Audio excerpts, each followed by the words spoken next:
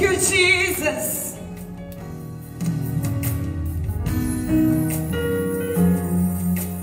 Clean white sheep is all I see. Is all I see. Clean white sheep is all I see. Is all I see. I'm moving in Africa. I'm moving in Europe. I'm moving in Asia, Oceania, in the world. Moving in Africa, Africa, moving in Europe. I'm moving in Asia, Oceania, in the world. Like a mustard seed, you grow into the biggest tree in the world. Just believe. Just believe. Just believe in the word of God. Like a mustard seed, you grow into the biggest tree in the world. Just believe. Just believe. Just believe in the word of God.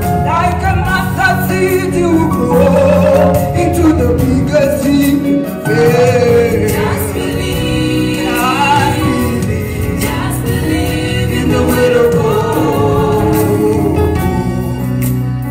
Hallelujah. We are a people of prayer and faith, righteousness and love. People of prayer and faith. We are a people of prayer and faith, righteousness and love. People of prayer and faith. They will know. We are God's children. I said they will know. We are God's children. The world will know. God's children. They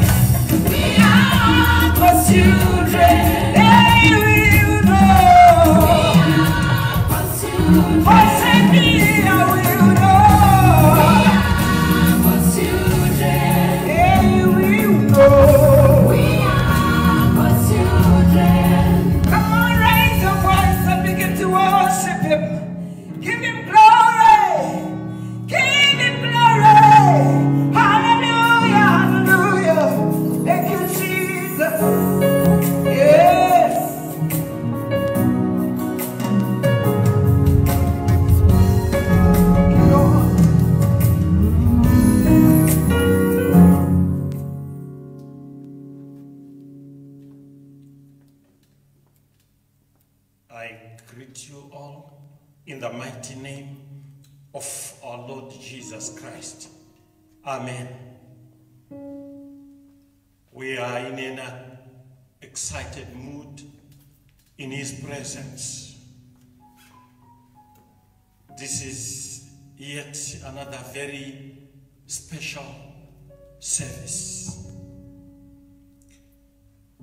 I assured you we are coming back to the Lord's Prayer.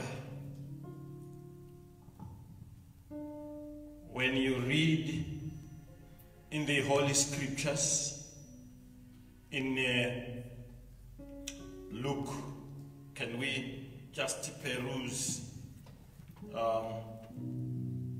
to this very important area?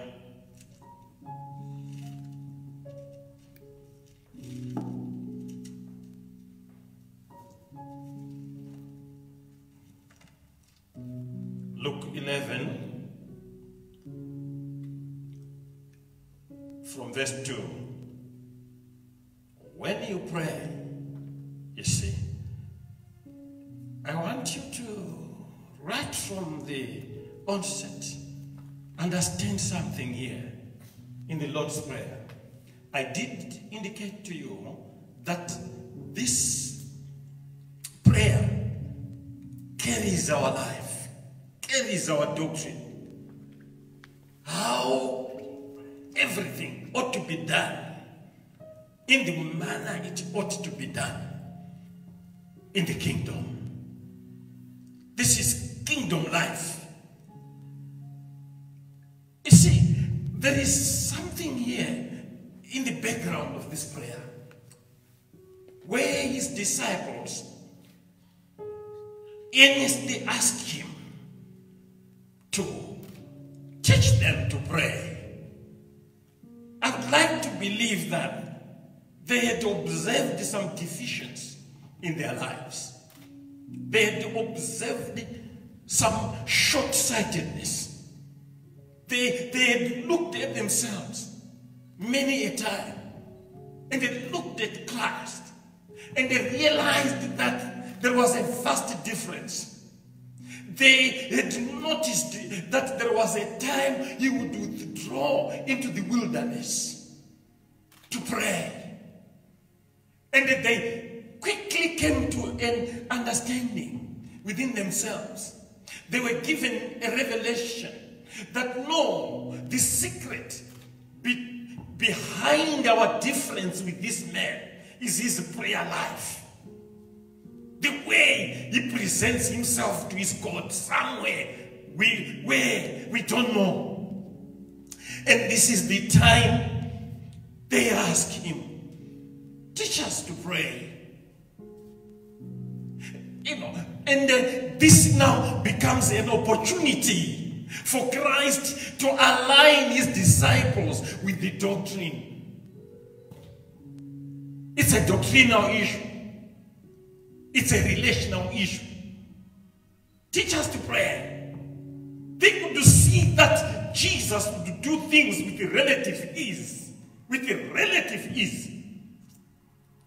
And, you know, even though they had been empowered, they found themselves in deficiency. They found themselves wanting in some situations. For instance, we come to a time they failed to cast a demon. They realized they had these shortcomings that were around them. Yet Jesus would do all these things with relative ease. Teach us to pray. Why couldn't we cast this demon? Then they were taught a type of prayer that they ought to have done. And again, they realized they continue to suffer deficiency. An unprayerful Christian suffers a spiritual disease called deficiency. Spiritual deficiency. You know, it is not expected of men to suffer deficiency. in the presence of God, because she has been given all it takes to present himself as a living sacrifice in the sight of God. Now, when it comes to the Lord's Prayer, there is something very deep now as he teaches them on prayer, as they earnestly desire to do things with relative ease, with the, in a sound relationship with God. He gets to them and says, when you pray, you must say, Our Father. Kingdom life, I told you, time without number, really begins with a relationship. There is no way you can evoke God into existence and you can participate with him outside a sound relationship. This is where men ought to make a clean understanding. This is where men ought to invite themselves to a revelation. A revelation of a relationship is what matters most. And it is in this revelation you are going to be enlightened on how you can go around with your Creator, how you can go around with your God, how you can go around with your Father. Our Father who art in heaven, hallowed be thy name. Today, I'm so happy and so excited that we are focused on hallowed be thy name. Hallowed be thy name. When you pronounce his name, you have to know that it's a hallowed name. It's a holy name. It's a worship name. It's a sacred name. When you call on it, that's why you are told never to call on his name in vain. As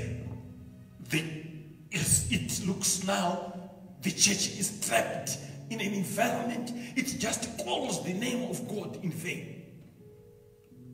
Just calling on his name.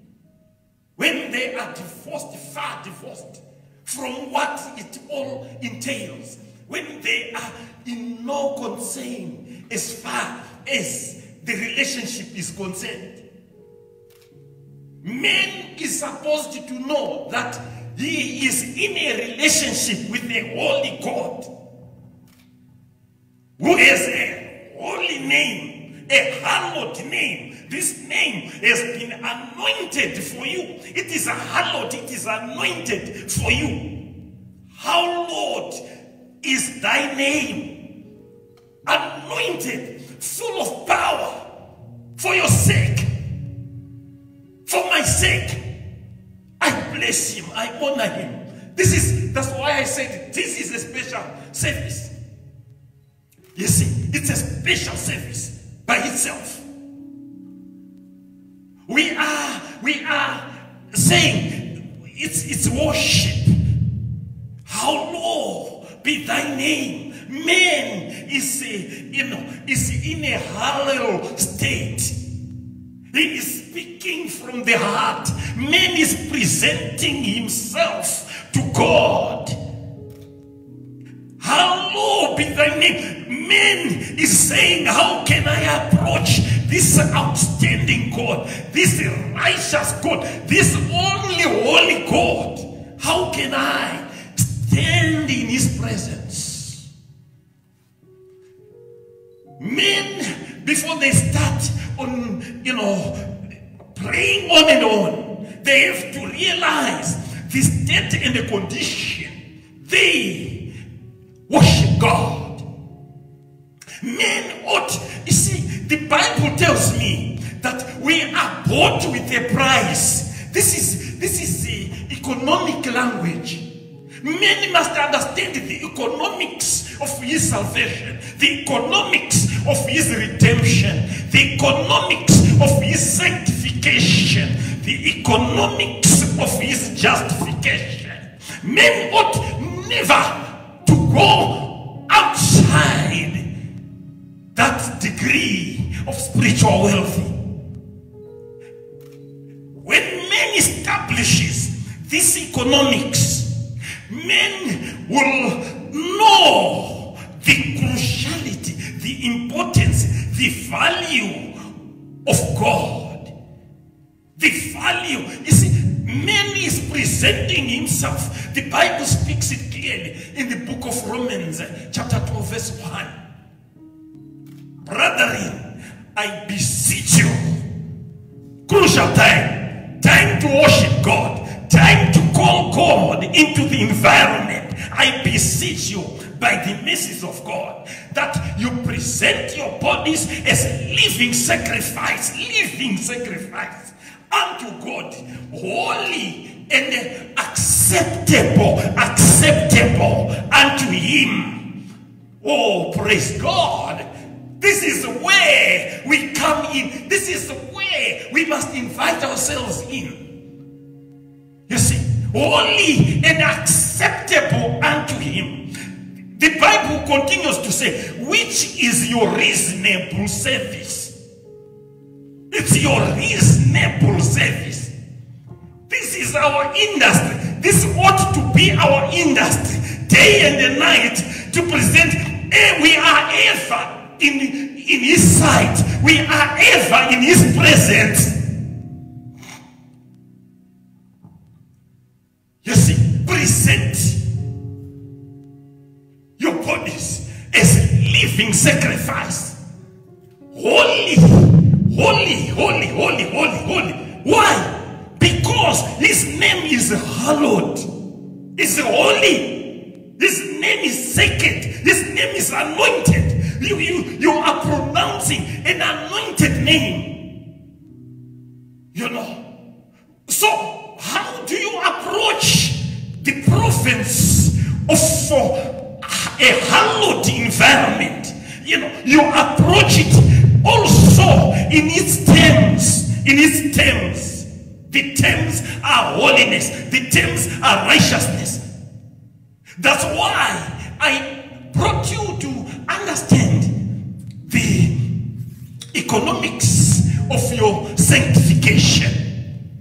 When it comes to worship, not everyone can worship. This is time for God. This is time for men to be with the Trinity. This is time for men to join the Trinity, to be in a family. He was the missing element of ages. But praise God, Jesus is appearing in the time, in the nuptial hour of worship. Listen to me. Imagine here this scenario which is coming into my mind. You know, a holy God meeting a holy man for the first time in ages. We thank God. We bless Him.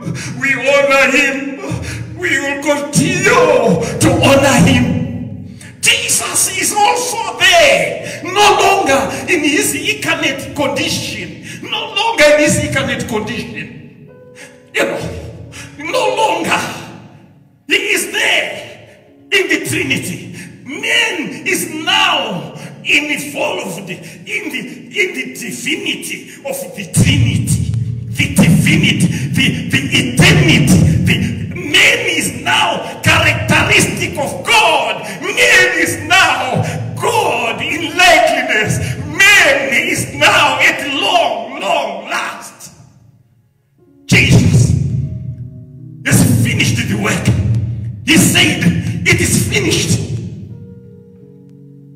You see, it is finished. When you look at the whole scenario, you're going to see that God expects man to prepare himself to be in this quadrinity, if you want, Because he is the fourth person now. The fourth spirit, if you like. The missing element of ages.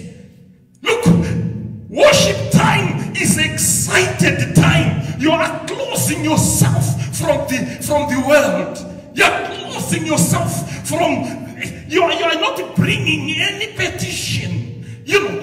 To bring a petition, in this case, it is to lower yourself to the level of a lower level, a grassroots level creation.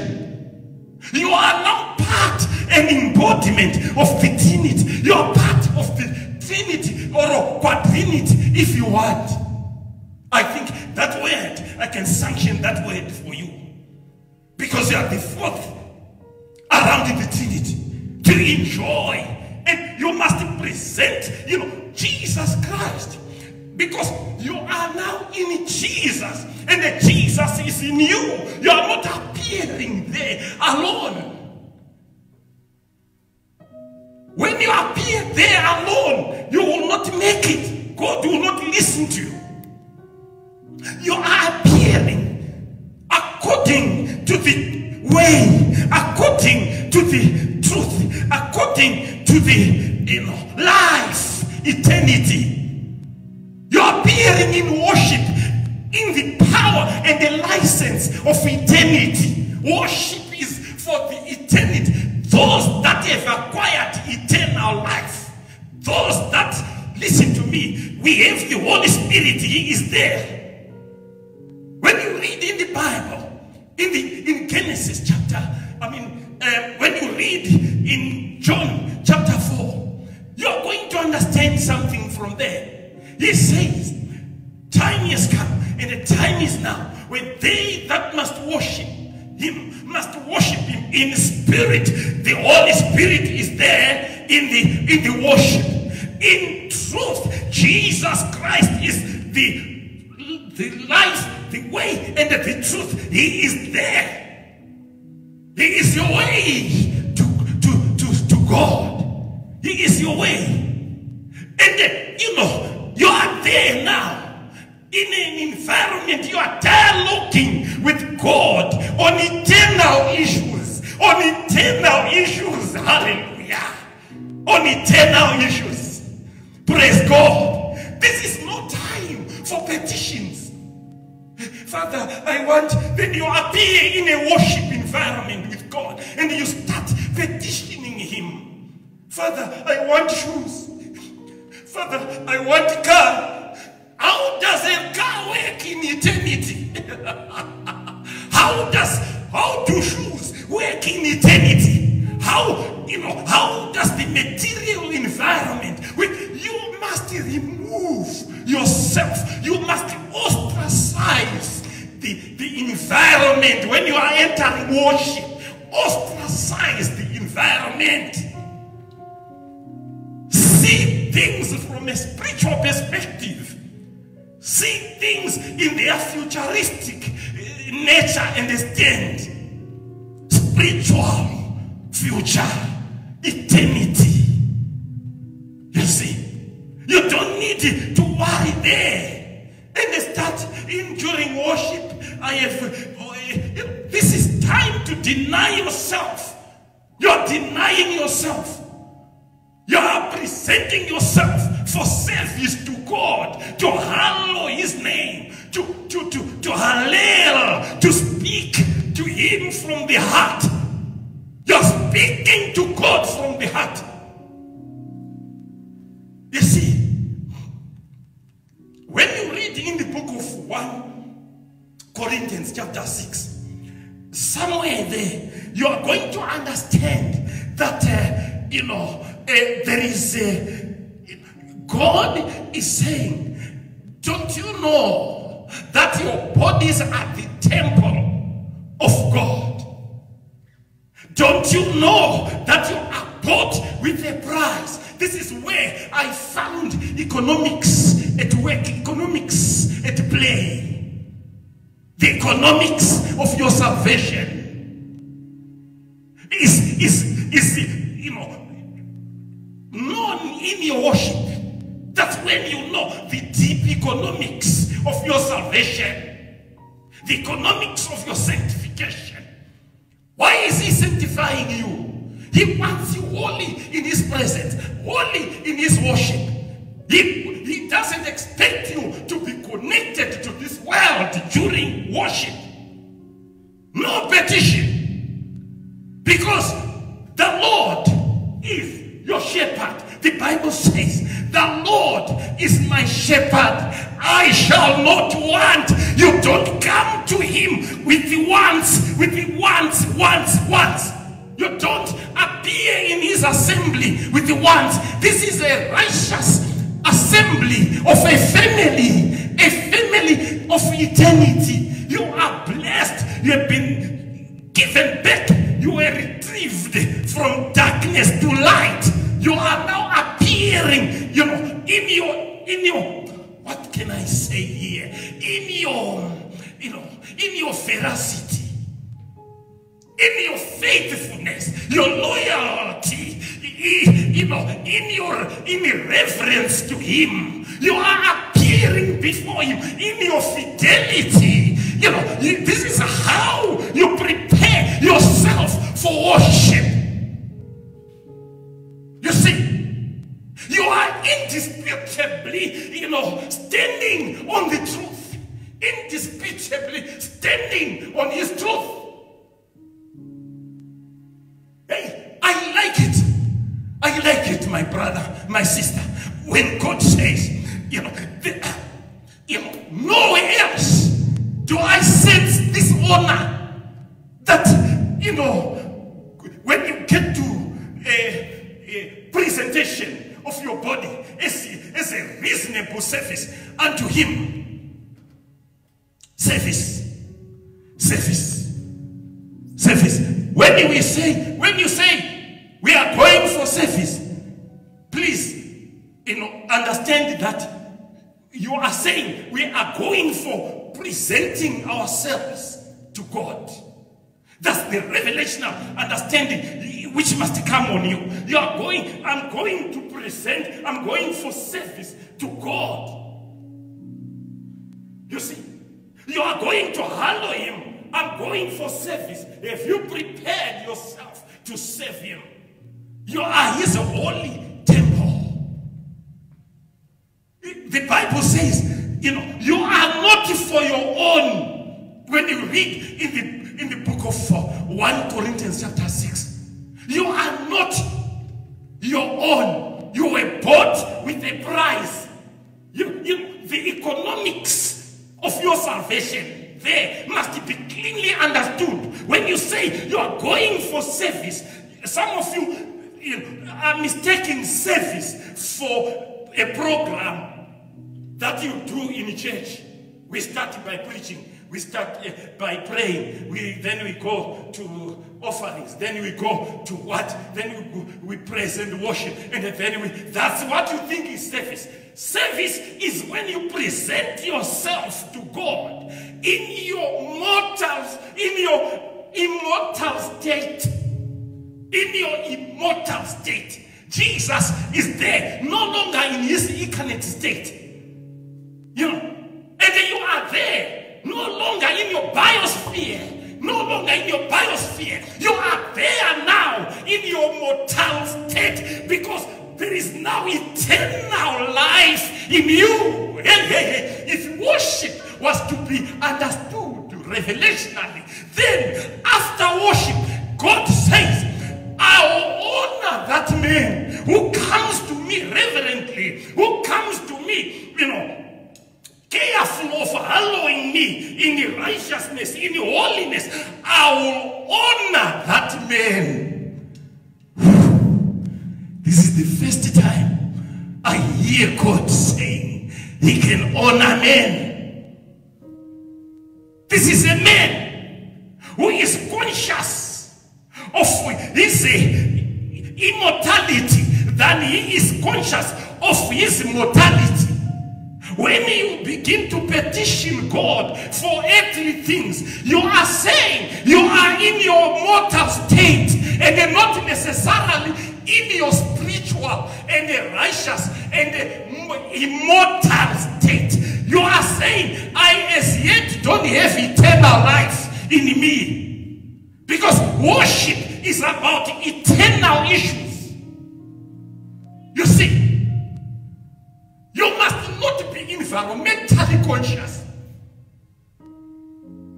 This is why during praise and worship, David did not know. I don't know why others saw, in particular his wife, that his linen was falling.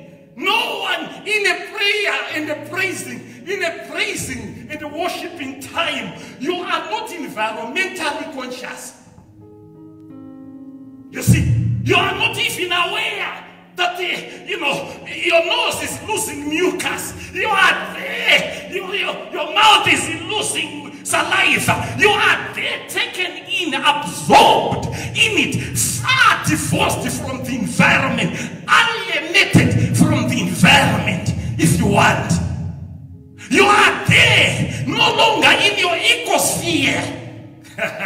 Praise God. He is great and wonderful. You are there in your spiritual state. Your spiritual state. Some of us must learn how we can be very spiritual in the sight of God, in His worship. In His worship. I have certain times observed, people in prayer. They look self-conscious. You see, they are so, some of them will be exercising the pride, that very pride, which was exercised by Lucifer. You see it amongst worshippers that are in front, worshiping God. In their pride, in their self-consciousness, in their very carnal state. You observe carnality. That's why God says, to be carnal is enmity with God. You are there, you are meant to appear before Him in your fidelity, in your veracity, in your faithfulness, in your immortality, in your eternity. That's the identity for worship. That's the identity you must produce for worship. Not in a self-conscious way, like the way we see things going. Then, it is only then that God can honor you. He says, I really honor you, my son. He sees you in the, eternal state of Christ, who is in you, and you are there now in communion with Him. You have what it takes now to commune with God. Why? The Bible speaks it clearly that, if you abide in me and my words abide in you, Jesus was at pains to explain the cruciality of having His word abide in your heart. Why? It is the medium of communication in the atmosphere of worship. You don't commune with God in your carnal state, producing earthly language. You are born in all sufficiency. His grace comes on you in all sufficiency. And you appear, before Him in the state He has pronounced you, in all sufficiency of His grace. You are coming in for fellowship and not for petition. You are coming there not with an I want, situation. You no longer want. You are saying, I'm divorced from the world now. I can only see you, and I have your language. And Jesus is there, amused by everything that you are doing with God. He is saying, Father, I have done it. I have done it. I have brought a worshiper. I have brought you a worshiper in the quadrinity of time. Here is man now. The way he was when we created him. Can you look at him? He is just like us. He looks just like us. Can you look at him? He is like you, Holy Ghost. Can you look at him? He is like me. Yeah. You see, when Jesus had passed on the ghost, when he had passed out, he didn't go to heaven so quickly. He didn't go to heaven so quickly. I'm told he appeared to the brethren. He appeared in many areas.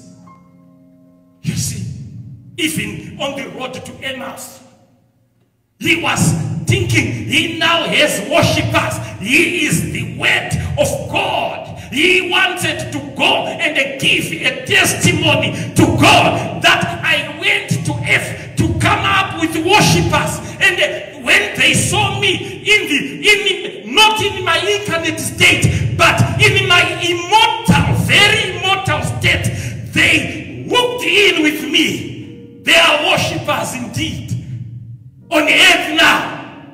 But what did he get? In some instances, he got some very carnal men. An example being Thomas. What did Thomas say? Thomas said, when he was told by the other brethren that they had met the Lord Jesus, and he said, you know, this is man in his terrible carnal state, which is total enmity with God, which is what we are seeing inside in the church today. He appeared there in his carnal state and he said, I will not believe until I see the prints of the nails in his hands. And not only that, even if I see the print of his nails, I will not believe unless I put my finger in the wall to press on Christ and make him pain, make him in agony again. Some Christians are there in church agonizing Christ, always agonizing Christ, because they don't know the state they must appear in the sight of God. You see, agonizing God. Listen to me. Right now, I'm reminded of what did Jesus say when he appeared again? Because he had observed carnality, and he wanted, and this carnal state of man is contagious. When a man is carnal, he influences others to be very carnal about spiritual things. How many times in church have we failed to go on with good programs from the Holy Spirit because of men's carnality, carnal state, which is enmity? You begin to hate the things of God and you begin to hinder progress in the house. Thomas was hindering progress of the economics of men's salvation. And Jesus had to reappear when he was there. Maybe solemnly to come and approve to Thomas so that he can carry the right doctrine in the environment. He had a wrong one, a carnal one. Yes. He says, come, Thomas, put your finger. And what did he say? He said, and also, if I will not thrust my hand into his side where he was pierced by soldiers. This is what today's believer is busy doing in church. Very, very carnal. And they want things to progress, spiritual things to progress on the basis of their carnality. We need here the obedience unto death, the obedience that, promotes the will of God, the obedience unto death, which we see in our Lord Jesus Christ. Carnality must go. I would like to end this Oh, praise God. Somebody is in a state of prayer. Somebody is in a state of prayer in some nation as they watch this, crucial service on their screens. They've been taken into prayer, like what happened last week during streaming. On Wednesday, there is a certain woman, a lady in Shurugwi, an old lady who was crippled for 3.5 years. And they were saved when I was preaching this very crucial message. And she started walking, and hey, I found them after, and I heard cries. Gogo is walking. Gogo is walking. Gogo is. This is the message of the Lord Jesus Christ. We don't need to bring objects of worship here. Stones, water, all the rubbish in the world that is meant to distract people's faith so that they don't focus on the actual name, so that they don't hallow the actual name. When you hallow the actual name, things begin to happen. You shall hear great things when I progress with this message. Next Sunday, I'll be progressing with this message. You hear great and mighty things. We are not those that must stand in front of God to beg. The devil would like to hinder your hallowing of the name, your hollering of the name, because he fears you may attend. Listen to me, this is crucial. Get to understand this. This is right from the Holy Ghost, and meant for you and me, the listener included.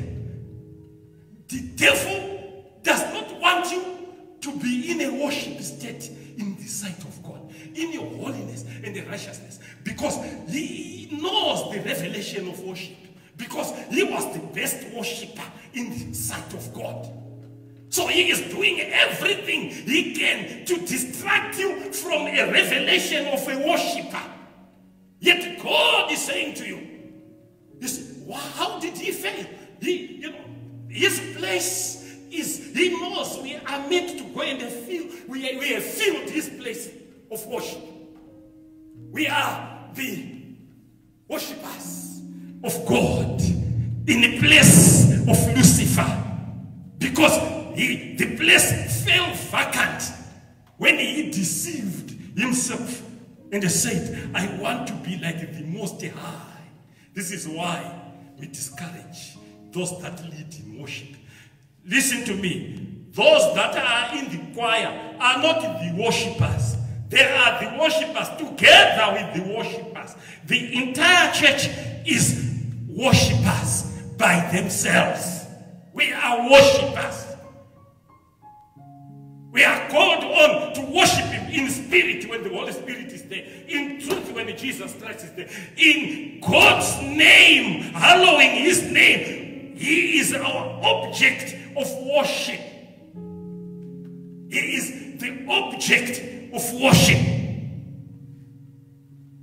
You see, I feel that touch, that revelation, I pronounce at the end.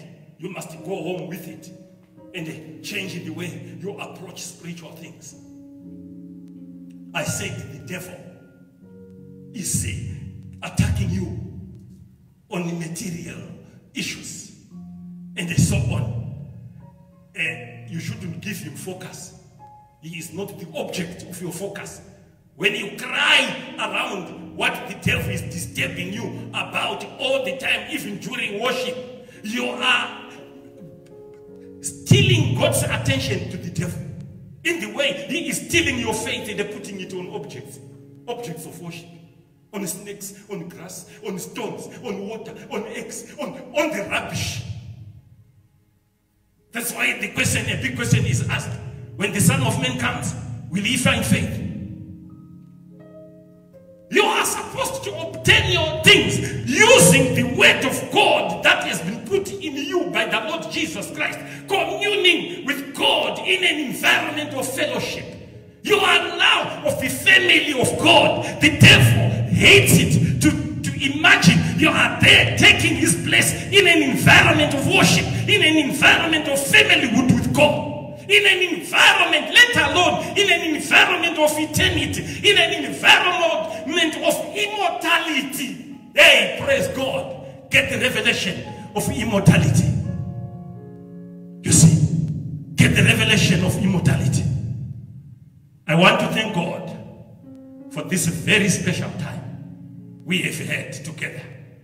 And the Holy Spirit told me that most of the people who were struggling and they have listened to this prayer and they have made a shift, they have revised their theology, they have revised their way of doing things spiritually.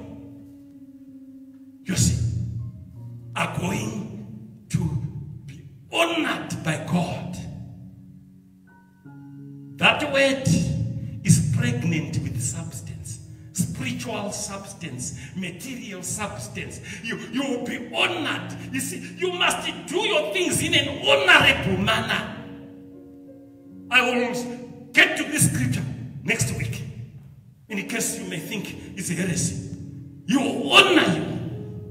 This great and mighty God, imagine being honored by God. Imagine, just imagine, you know, the fabulous economics that will characterize your life. You are bought with a price. You are an economic good in the sight of God. Something is happening in the world as I conclude. Something is happening in the environment, like what happened last week. Testimonies, some testimonies were coming from Cape Town. Some testimonies were coming from Nigeria. Some testimonies were coming from America. With this message, this doctrinal message, this relationship type of message of honoring God, reverently honoring God, great things begin to happen. This is seeking the kingdom of God, and everything will be added unto you. That's your formula for success. That's your formula for prosperity. That's why when you read in the book of Job chapter 36 verse 11, he says, those that serve the Lord will spend their days in prosperity, and their years in infinity, in pleasure. It's pleasurous to worship God. That's what Job was implying. Don't always interpret scriptures from a materialistic point of view. That it is pleasure, that I'll be having cars, that I'll be having houses, that there is something more than houses and cars, my brother, my sister. So I am praying for the holy saints all over. I'm praying now for somebody there who has made a shift on how they are expected to do things in the church. Don't be receptionalized with the loads of prophecies, which prophecies are so earthly, they are not connected to worship. Proper prophecy is connected to worship. Gives you revelation about God, not revelation about the money you must get. Revelation about your business, revelation about your house, revelation about your car. This is child play. This is not kingdom operation. It's child play. Come out of it. You are meant to have miracles following you when you are in a worship environment. My heavenly God, I thank you for the church today. Let them grasp your ways of doing things. Let them grasp your ways of doing things. Let them seek your kingdom, seek your worship. Seeking the kingdom is to prepare ourselves for worship. Is to prepare ourselves in our immortal state. Not in our mortal state, in our immortal state. Let the church prepare itself in its immortal state in the sight of God, and they see how you will honor the church, how you will honor it. I pray this time in the mighty name of Jesus even for someone who has no Christ in their lives. I'm inviting them to honor God. Today, when they have heard this word, let them not harden their hearts. Let them come forth. Let them come forth and receive Jesus. Confess Him that it is their Lord. He is their Lord and the Savior. I want the people who are not yet saved to come with me in this prayer. Say, Our Father, I receive your Son, whom I believe died for my sins and rose from the dead after having conquered sin and death. Today, I enter His salvation, even with thanksgiving in my heart. I thank you, my God. I thank you, my Father. I thank you for giving me Jesus so that He can transfer His immortality into my life. Now, only now, do I say I have eternal life once again. Forgive me all trespasses, all sins, all iniquities I have committed, and deliver me totally. In Jesus' mighty name, I pray. Amen. That prayer, repeated from your heart unto salvation, pronounced by your mouth, and leads to salvation. You are now a child of God. Those people who have corrected their concept of worship and who did not have revelation of what it means to really worship Him, Now, continue. Even in your house, you don't need to wait. You don't need to be too religious to wait on a Sunday service that we now have praise and worship. Then you start inviting yourself to worship. No, that's very carnal. That's very traditional. We have rendered the word of God of no effect because of our tradition. You need that revelation of worship in you. I want to pray for the sick in conclusion. Father, I thank you for healing that lady, that old lady who was on that chair, rendered useless, being deprived of the pleasure of life by the devil in her old age. You delivered her, and she started walking, crying. Now as I pray, I'm sending my word of healing to Africa, Asia, Europe, Oceania, the word of peace, the word of healing, and the entire world, which is in turmoil. As I pray, as I preach, there is turmoil in the entire world, crying from COVID. Quickly intervene and heal them from COVID. The entire world, yes, all people there, all over, who are watching this message, receive your healing. Those who view this message after it, you be healed as well. Be healed in the mighty name of Jesus Christ. Be healed right now in Jesus' mighty name. All who are suffering from cancer, be healed. From tuberculosis, be healed. Be healed, be healed. From various types of new diseases that are popping into the universe. Be healed. Jesus Christ healed you by His stripes. You were healed. You are not being healed now. You were healed long back. You only need to invite it into the present. Thank you, my God, for you are the same yesterday, today, and forever. You have healed people. You have delivered them. We hear that during this COVID environment, there are a lot of divorces that are going on. Father, may you protect families because they are good. These people are pretentious. They pretend in marriage. Reality saw them in the house with their wives. They were used to be with the prostitutes, but now they are with their wives. They can't bear righteousness of marriage. Forgive them, deliver them. Those that are after divorce, I stop that divorce.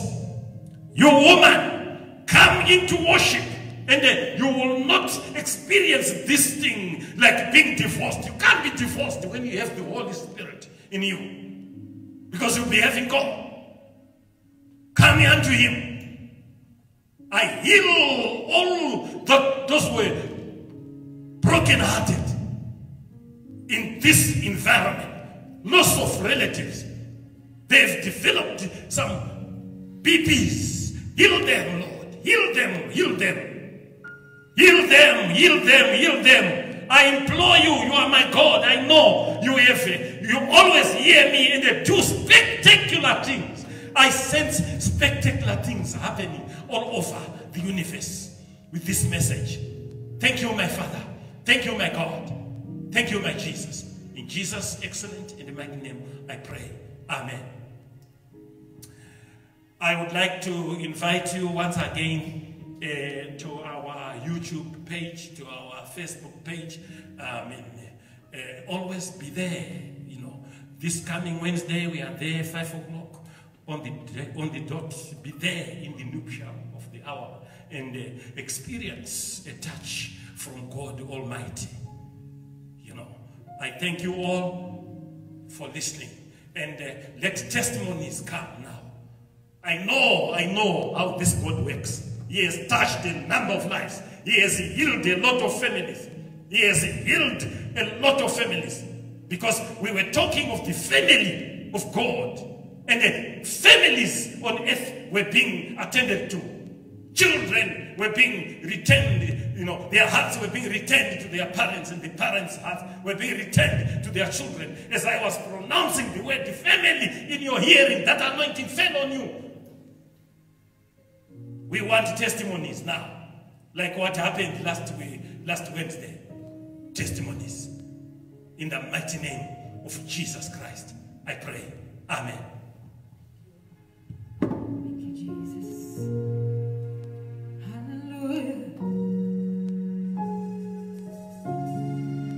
There is power in the name of Jesus.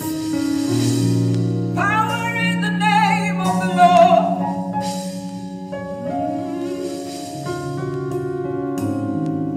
There is power in the name of Jesus. There is power in the name of Jesus to break every chain, break every chain, break every chain. To break every chain, break every chain, break every chain. There is power in the name of Jesus.